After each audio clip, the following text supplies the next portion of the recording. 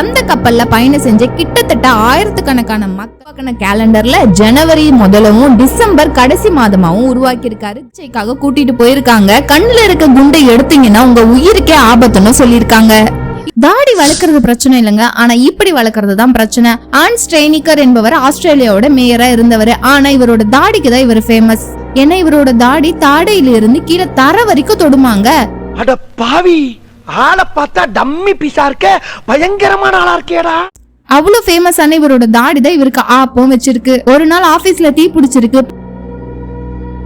படிக்கட்டுல இருந்து ரொம்ப வேகமா ஓடி வந்திருக்காரு. அப்போ இவரோட தாடி தடிக்கு கீழே கழுத்துல அடியும் பட்டிருக்கு. முதல்ல இவரோட தாடியில தான் தீ பிடிச்சிருக்கு. அப்படியே மெல்ல மெல்ல அவர் உடல் முழுக கருகி இறந்தும் போயிருக்காரு.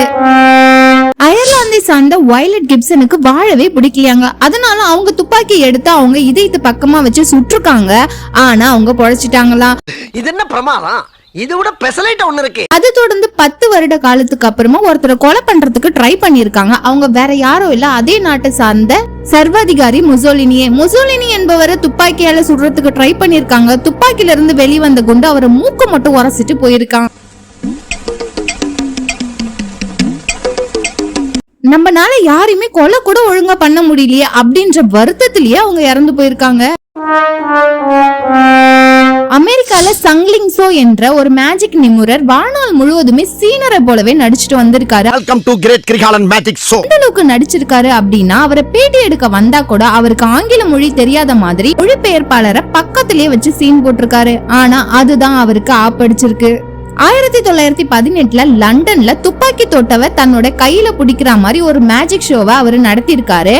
ஆனா துப்பாக்கி தொட்டவ கையில பிடிக்கும் போது கொஞ்சம் இடம் மாதிரி அவரோட உடம்புல பட்டிருக்குங்க.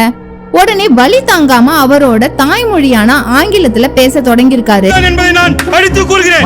இவருடைய தாய்மொழி தெலுங்குதான் என்பதை நானும் அடித்துக் கூறுகிறேன். தேவுடாவா. சுத்தி இருக்கவங்க எல்லாருமே பிரமிப்பா தான் அவரை பார்த்திருக்காங்க. யாருமே அவரை காப்பாத்தலையா. இதனாலேயே அவர் இறந்தும் போயிருக்காரா.